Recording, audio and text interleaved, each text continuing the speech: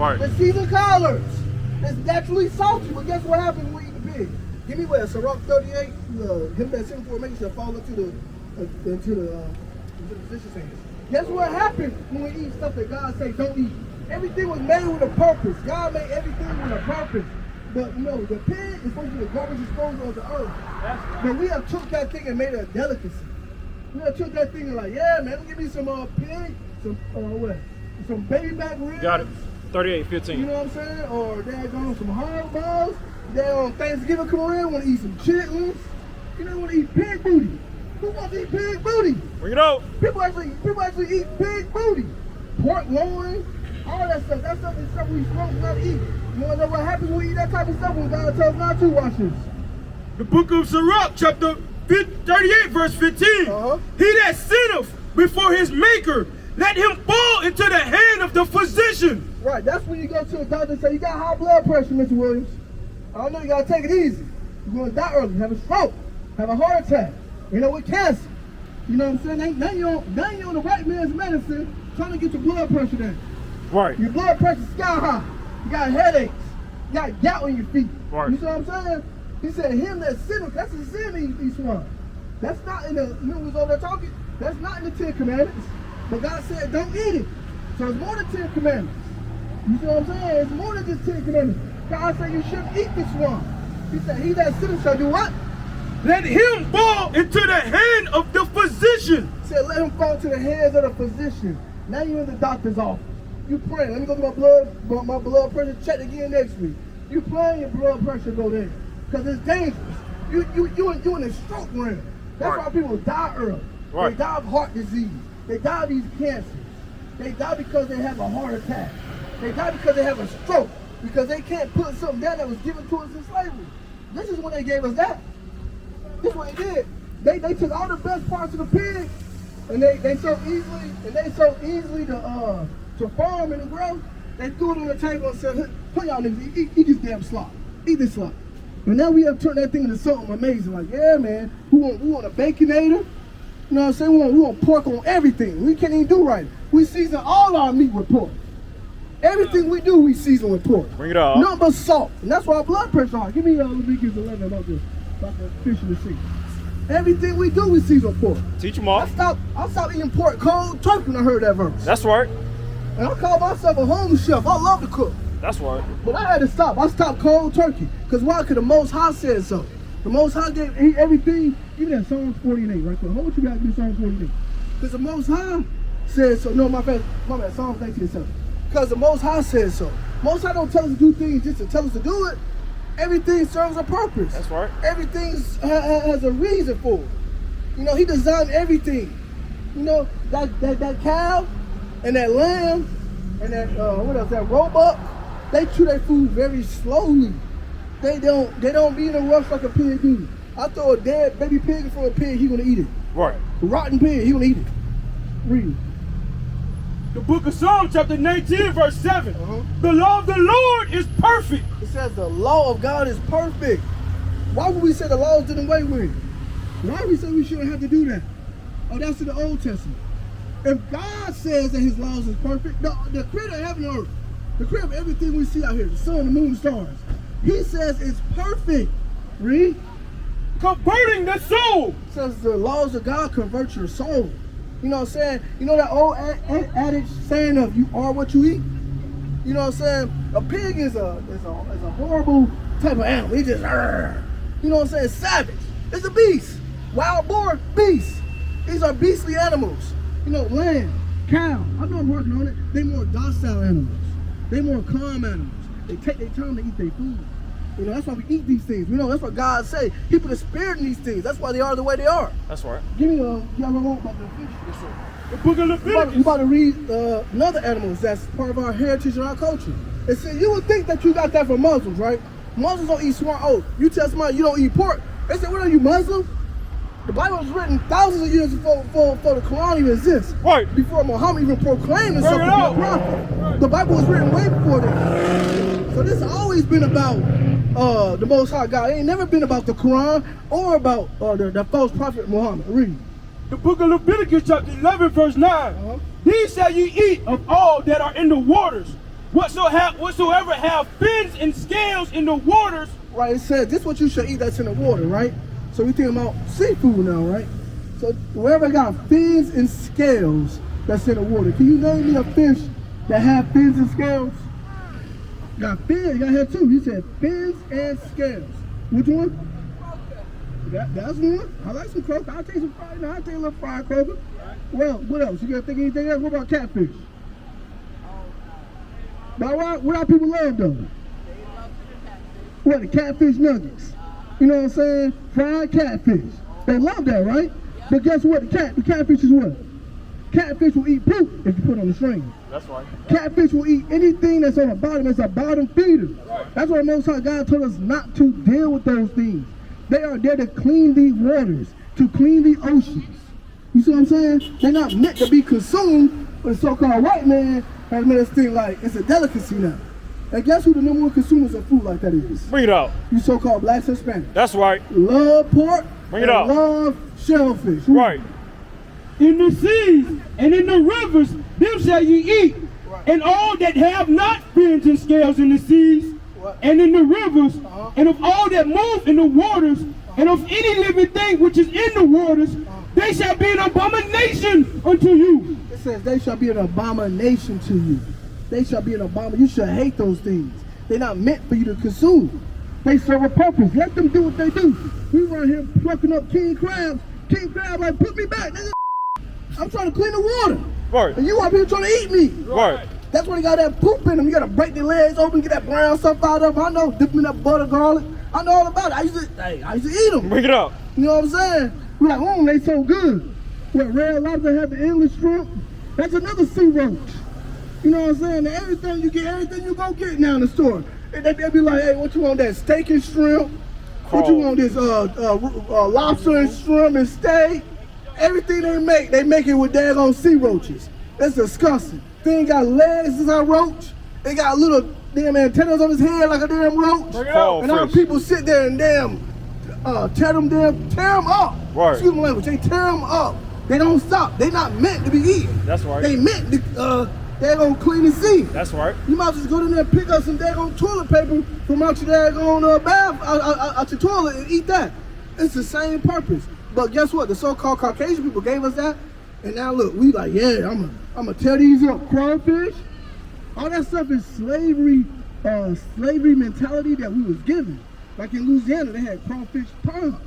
They were so poor, they're like, we gotta eat, so we're gonna farm crawfish. That's what I understand of. You see people in a seafood boil. Right. They just throw everything they had in the pot. Right. Now what?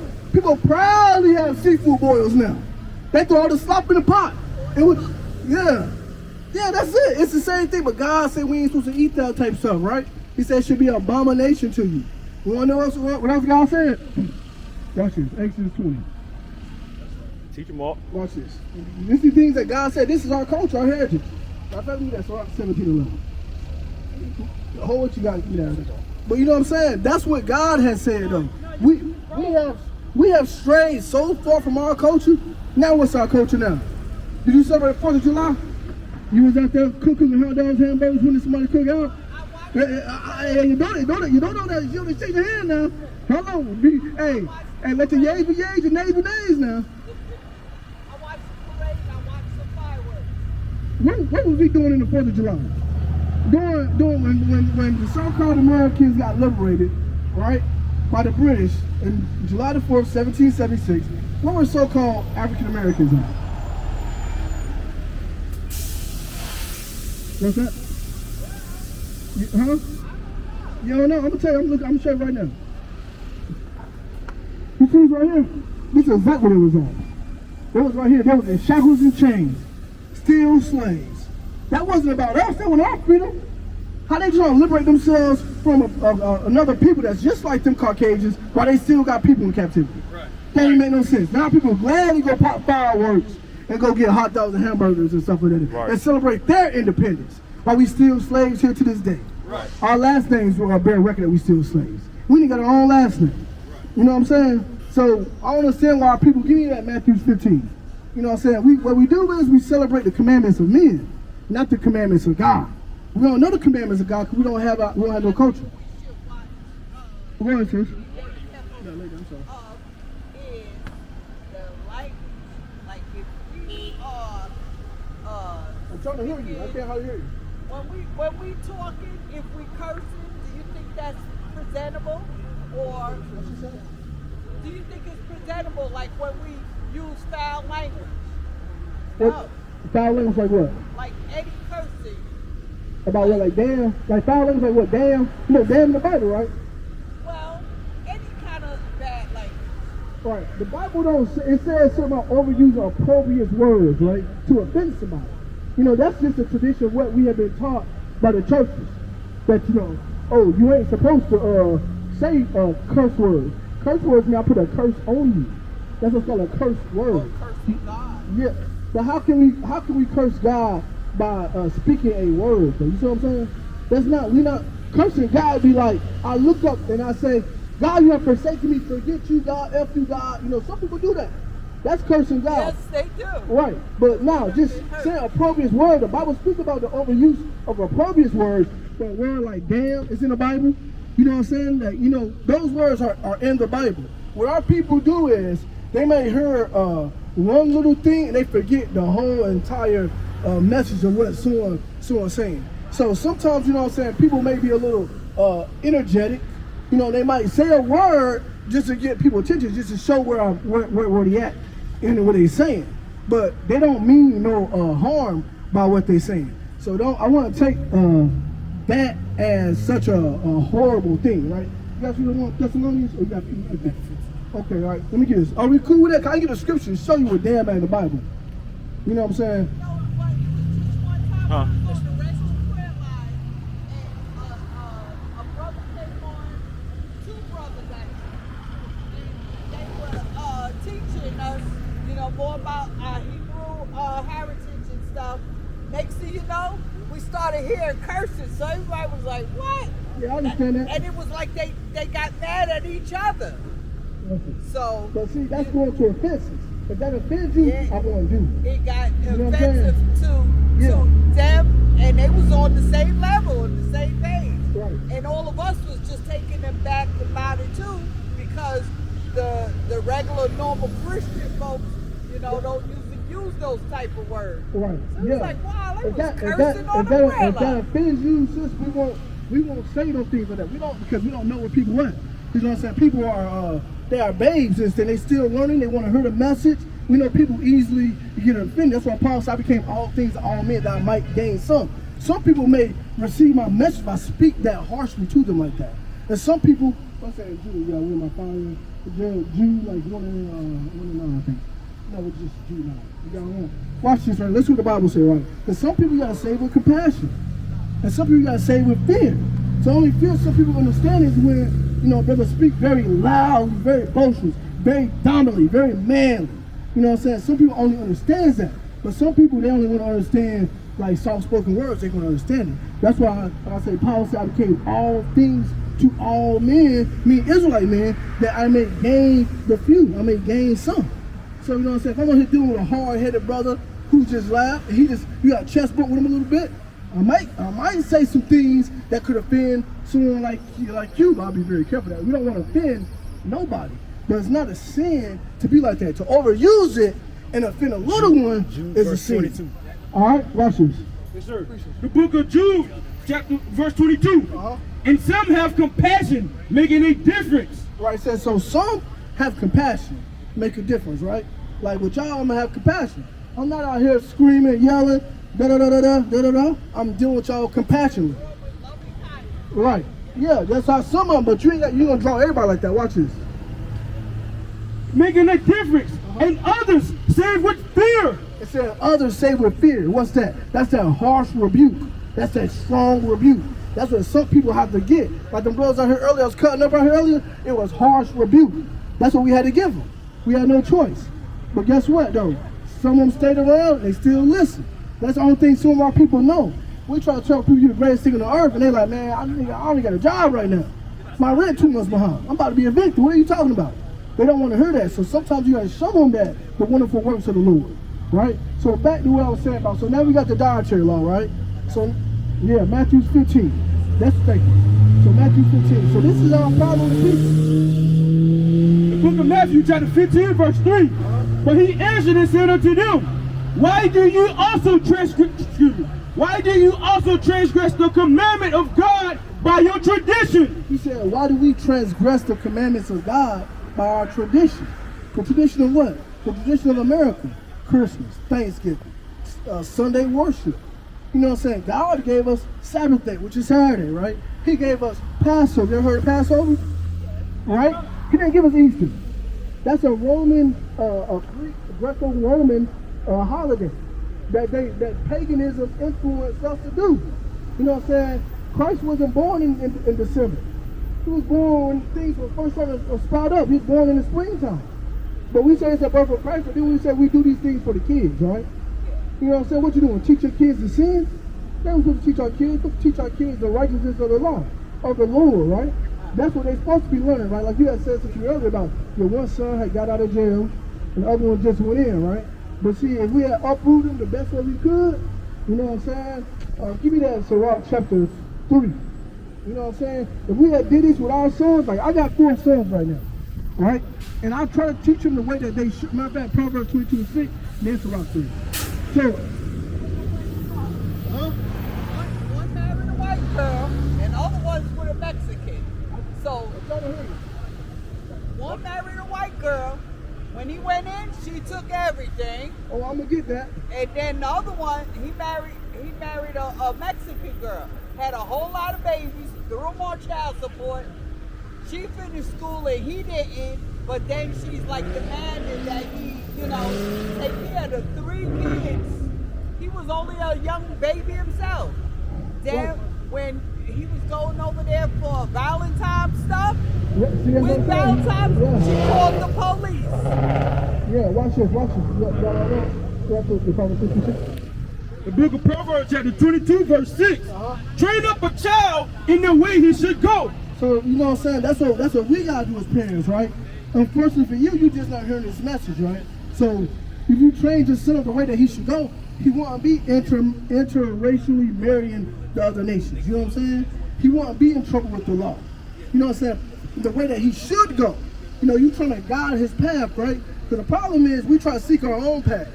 You know what I'm saying? What we conceive to be the right way, but we gotta follow what God has laid out for us, right? Watch this. Give me Jeremiah chapter 6, verse 16. I know I got to. Right? Because they're supposed to follow our example, right? And the way they should go. I'm not saying they're gonna always do that, because some kids just rebellious. Ain't nothing you can do about it. But some kids with proper training and proper guidance, they're gonna go Jeremiah 6:16. Right. So with the proper training and proper guidance, they're gonna go the right way. Watch this. But first we gotta get ourselves to go the right way, sis. For very long we don't know the way.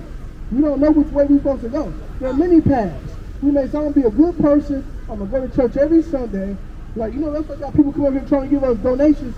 Want to know why they're guilty about some sin that they do. They think they can pay their way to heaven. But we're not gonna profit. That's why we're not here taking on money. You can't pay your way to heaven. It says, the scripture says, by actions are the way things are weighed. By your actions, what you do, not giving us money and continuing your sin. That's why you gotta find the right path. There's plenty of paths. You got the Baptist church. That's one path. You got being spiritual. That's one path. You got being just don't believe in God at all. Just going to do you. That's one path. Then you got the love hand path. Just being wicked and just saying whatever happens, happens. I know brothers like that. They say, man, hey, look, God judge me. I die. It is what it is. Read that. The book of Jeremiah, chapter 6, verse 16.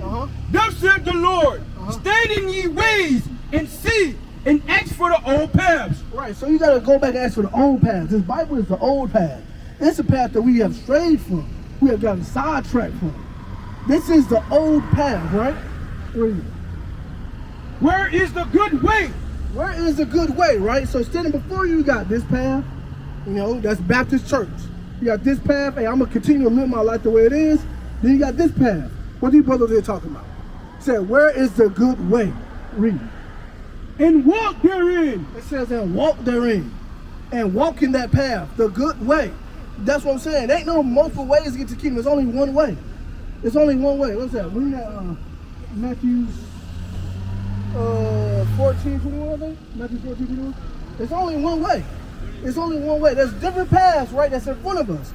But we got to find that one good path. There's only one way. And that's what a lot of us think that, hey, I do it my way, I can be a Jehovah's Witness. All these man-made religions. All these are what the slave master taught us, because wherever the slave master was what we was. If he was a Catholic, we was a Catholic. And then when our great granny was a Catholic, she passed on to her grandma, they passed on to you, and that's the church you grew up going to. That's all you knew all your life. Because that's how they taught us not to read and write in slavery. That's what we didn't know now. Now, guess what? We can read and write. Now we can go through and look through artifacts. We can look through old records. So we can see that we are the people of this book. This is all about us. The book of Matthew, chapter 7 and verse 14. Because straight is the gate, and narrow is the way which leadeth unto life. It says, straight is the gate, and narrow is the way. If something is straight and narrow, what does that mean?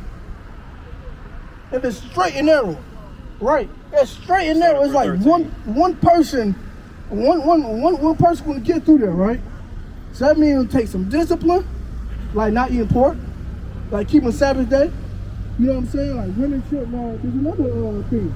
Women shouldn't have their head uncovered when the scriptures come out. You know what I'm saying? That's discipline. That's how the Most High God is. He's a disciplined God. He's about the discipline. What? That you shouldn't intermarry other nations. If you got an alt with your brother or sister, you talk to them about it. That's something we don't do as a people, right? It says, straight and narrow is the way that leads to life. What's that? To keep them in heaven. But guess what?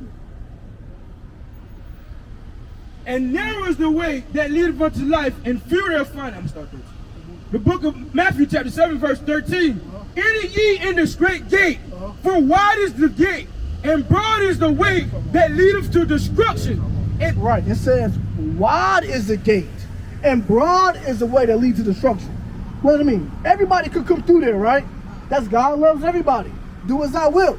Just call on the name of Jesus and you shall be saved. Right. Does that even make any sense? Right. If my dad gonna sat here and shot this brother, and I'm just calling Jesus, I'm gonna be okay? That don't make any sense. That don't make any sense. That means I don't have to work for nothing. Right. I don't have to do no works to get to the kingdom of heaven. Right. That means I just call on Jesus' name and say, whosoever, they take that scripture out of context, shall call on my name shall be saved. How are you saved now? Where are you saved from? Teach them, Mark. You see what I'm saying? It says, wide is the gate, and broad is the gate that leads to destruction. I mean, everybody doing it. That's your Christian church right now. You see what I'm saying? That's Islam right now. That's following after idolatry. That's an Arab man religion. They ain't got nothing to do with us. This is our religion. This is our culture. God didn't give it. When Moses came down Mount Sinai, he didn't come down with religion. He came down, do this, don't do that. That's it. It's simple. You know what I'm saying? Read that again. Watch this. Verse 7, verse 13. Enter ye in the straight gate, for wide is the gate, and broad is the way that leadeth to destruction. And many there be which go in thereat. It says that many go through that gate that leads to destruction. Many. I'm going to go to church here on Sunday, you know, every once in the blue moon. You know what I'm saying? I'm paying tithes. I'm going to do these things, but God ain't say nothing about tithes with money. You know that? Tithes ain't got nothing to do with money in the Bible. It was doing fruit, doing crops. But the churches say pay 10% every week. And we do that unknowingly, most of us, because we are guilty of the sins that we have committed. That's what we do. We're like, Lord, please, I know I done did this, I done did that, I lied, I stole from the job, I did this, I did that, I done daggone to cuss my mama out. Let me go and pay my way to heaven. You know what I'm saying? That's what I'm saying. That's what I'm saying. Wide is the gate. Christ speaking, this is in Matthew. Read. Verse 14, because straight is the gate, and narrow is the way which leadeth unto life. It says, straight is the gate, and narrow is the way leading to life. That means it gotta be straight, right? That means like your daughter right there, like, you know what I'm saying? Like, ain't no boyfriend, girlfriend. She gotta practice abstinence. That's hard for our teenagers nowadays. You know what I'm saying? There's so much influence on them. You know, the media, social media. You got that on Instagram. You got TikTok. Right. You got that on all this media that influencing. You know what I'm saying? You got to keep a straight eye, a straight watch over your kids nowadays. Because straight and narrow is the gate. That's what leads to salvation. It ain't a wide gate. It's going to be hard. I know it's going to be hard for our kids, but guess what? Once you get there, you're going to receive a crown of life. You know what I'm saying? You're going to receive the kingdom of heaven. The kingdom of heaven ain't somewhere you're going to go to in the sky and live in the sky. It's going to be established here on earth. It says that the Lord's Prayer. Give me that Matthew 6. It says that the Lord's Prayer that the kingdom of heaven will be established here on earth. But These white men over here, they say you want to get what they say, raptured up into heaven. Right. And you're going to go to heaven upside there, up there in the heavens, right? The word is going forth. I'm sorry, say that again. You said my head should be covered when the word. Oh. I know I got the one. I got order. Yeah, the order. Watch this right here. Yeah, that's always been our culture. Always been. When you see these women around here now with these head wraps on, and they think they're doing something, that's always been our culture. You know, so that's not nothing that comes from it comes from Africa, the continent. That's always been the Israelite customs to cover their head. You know, so the scriptures come out. Watch this. The book of 1 Corinthians chapter 11 verse 3. But I will have you know that the head of every man is Christ. So right, we're going through the godly divine order of God, right? It says the head of every man is Christ. That means every man's leader is Christ, right? And the head of the woman is the man. And so the head of the woman is supposed to be the man, right? Not any man, but the godly man. Preferably your husband, right? This is the order of the structure. The head of the woman is supposed to be the man. There is no 50-50 in the Bible with God. The man's supposed to be the leader. Just point blank period. I know a lot of people, they hate to hear that. A lot of our women hate to hear that because they've been taught by Christianity that it's 50-50. There's no 50-50. You want to know why? Because somebody come knocking on that door like at night, you gonna say, hey, Rob, hey, get up. Let's see what they're doing. You know, if you the flat tire side of the road, you gotta get out there. Most people gotta change themselves. You know what I'm saying? They need a man, you know. The man, I got you. The man is the head of the woman. Christ is the head of the man. But guess what? Watch this. And the head of Go ahead and take your camera. And the head of Christ is God. The head of Christ is God. Every man praying or prophesying having his head covered, dishonor of his head. So every man that's praying or prophesying right now, we are looking at a spirit of prophecy right now. He said having his head covered, dishonor of his head, right? So a man shouldn't have a hat on or, you know what I'm saying, a toboggan on while the scripture's coming out. Because their head is Christ. You just honor Christ through you. Don't cover your head, right? Read.